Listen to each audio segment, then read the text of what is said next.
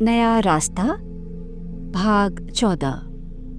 मीनू जब अपने घर पहुंची तो पिताजी उस समय पूर्ण रूप से स्वस्थ हो चुके थे। अब अपने काम पर भी जाने लगे थे।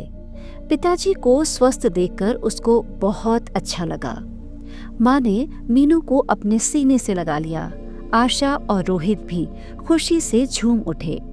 दीदी दीदी कहकर उन्होंने अपनी सारी इकट्ठी हुई बातें मीनू को बता दी। मीनू भी प्रसन्नतापूर्वक उनकी बातें सुनती रही। तभी माँ को ध्यान आया कि मीनू से उसकी परीक्षा के बारे में तो कुछ पूछा ही नहीं। वह मीनू के पास आई और बोली, मीनू बेटे, तुम्हारे पेपर कैसे हुए हैं? तुमसे मिलने की खुशी में ये पूछना तो भूल ही गई। माँ, मेरे पेपर अच्छे हो गए हैं, बाकी परीक्षा फल से ज्ञात होगा। ठीक है बेटा, अच्छा है, तुम प्रथम श्रेणी में ही पास हो जाओ। अभी तक तो हमेशा प्रथम ही आई हो, माँ ने बड़े विश्वास के साथ कहा। हाँ माँ, मैं भी यही चाहती हूँ, क्योंकि इस समय मेरा उद्देश्य इस जीवन में कुछ बनने का है। और माँ, आपका आशीर्वाद मेरे साथ है, जिससे मुझे प्रेरणा मिलती रहती है। हाँ मीनू, हर माता पिता का आशीर्वाद अपने बच्चों के साथ रहता है, पर बच्चों की अपनी लगन और परिश्रम भी उनके लिए सफलता का मार्ग प्रशस्त करने में सहायक होते हैं। यह कहकर माँ बाहर चली गई। अगले दिन मीनू अपने कमरे में बैठी एक साप्ताहिक पत्रिका पढ़ रही थी कि पिताजी ने कमरे में प्रवेश किया। वह उसके पास आकर पास पड़ी कुर्सी पर बैठ गए।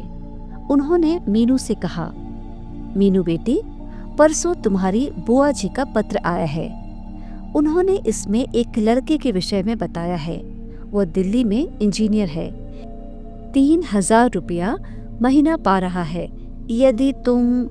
पिताजी अभी वाक्य पूरा भी न कर पाए थे कि मीनू बोल पड़ी, पिताजी, मैंने आपसे पहले भी कहा था कि मैं अभी अपनी पढ़ाई बीच में ही छोड़कर शादी नहीं करूंगी। बेटी, ये बात तो ठीक है, परंतु लड़का बहुत अच्छा है। ऐसे लड़के रोज रोज कहाँ मिलते हैं। यदि लड़का बहुत अच्छा है तो आशा के लिए बात चला दीजिए। आशा देखने में भी सुंदर है, पसंद तो आ ही जानी चाहिए। मीनू बेटी, हमारा दिल गवाही नहीं दे रहा है ऐसा करने के लिए। पिताजी कुछ उदास होकर बोले, आप ऐसा क्यों सोचते हैं? मेरे कहने से आप आशा के लिए वहां शादी की बात चला दीजिए। ईश्वर ने चाहा तो वहां बात पक्की हो ही जाएगी, मीनू ने बड़े विश्वास के साथ कहा। इतने में ही माँ रसोई घर से कमरे में आ गई। उन्होंने भी मीनू की बात का समर्थन करते हुए उनसे कहा कि उस इंजीनियर लड़के से आशा के लिए बात कर लीजिए।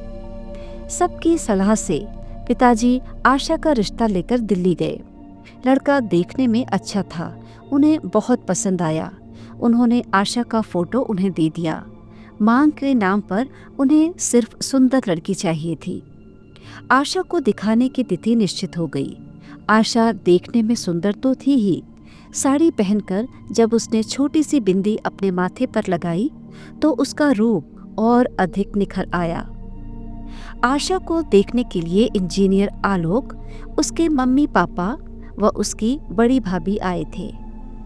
आशा जब उन लोगों के पास पहुंची तो उस समय आशा ही चमक रही थी और सब लोग जो उसे देखने आए थे साधारण रंग रूप के थे, इसलिए उसे नापसंद करने का प्रश्न ही नहीं था।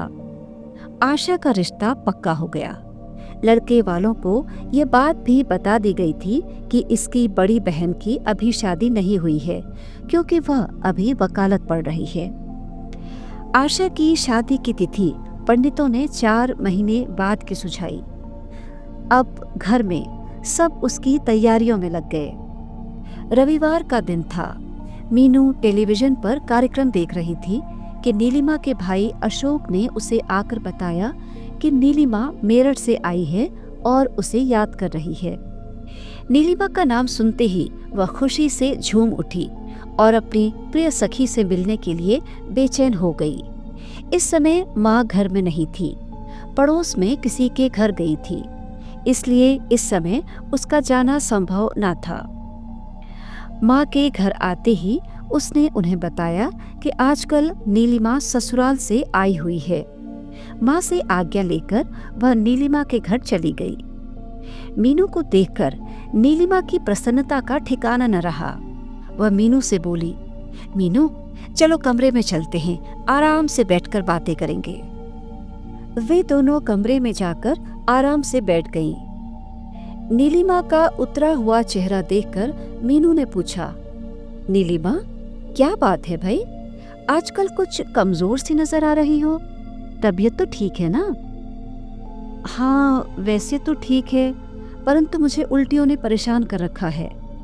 ओह अच्छा, ये तो आप खुशखबरी सुनाने जा रही हैं, ये तो बड़ी अच्छी बात है, मीनू ने हंसते हुए कहा।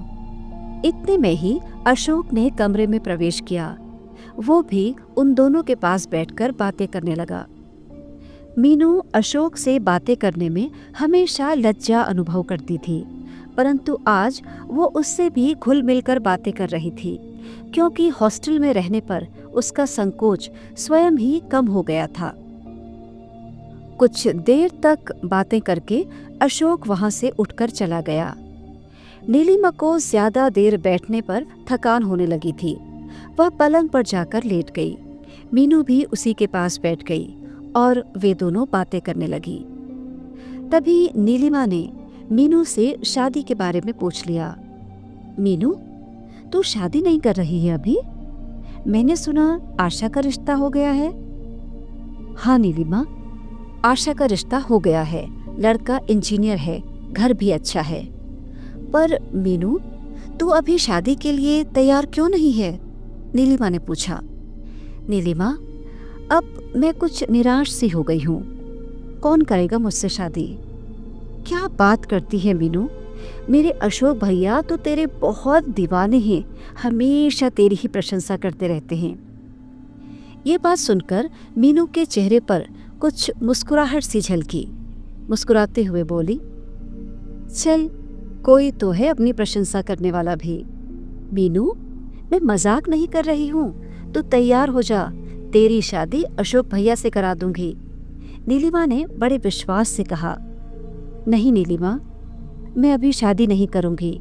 देख, मैं वकालत पढ़ रही हूँ, अभी सिर्फ 1 ही साल पूरा हुआ है। जिस लक्ष्य को लेकर चली हूँ उसे पूरा होने दे, उसके बाद ही शादी के लिए सोचूंगी। मीनू, तो शादी के बाद भी पढ़ सकती है। नहीं नीलिमा, शादी के बाद मैं उतनी लगन व मेहनत से नहीं पढ़ पाऊंगी। आज नीलिमा ने सोचा था कि मीनू को किसी तरह शादी के लिए तैयार कर लेगी, परंतु मीनू के हट के सामने उसकी एक न चली। कुछ देर तक दोनों बैठी इधर उधर की बातें करती रही। थोड़ी देर बाद मीनू अपने घर आ गई। नीलिमा के ये शब्द कि अशोक भैया तेरे बहुत दीवाने हैं और हमेशा तेरी ही प्रशंसा करते हैं, बार बार मीनू के हृदय के तार झंकृत कर देते।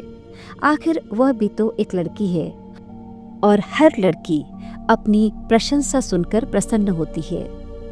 आधी रात तक मीनू करवटें बदलती रही और नीलिमा के कहे शब्द उसके कानों में गूंजते रहे। उसकी समझ में ये नहीं आ रहा था कि वह जिस लक्ष्य को लेकर चली है उसे बीच में ही छोड़कर शादी कर ले या उस लक्ष्य की प्राप्ति के लिए मेहनत से पड़े।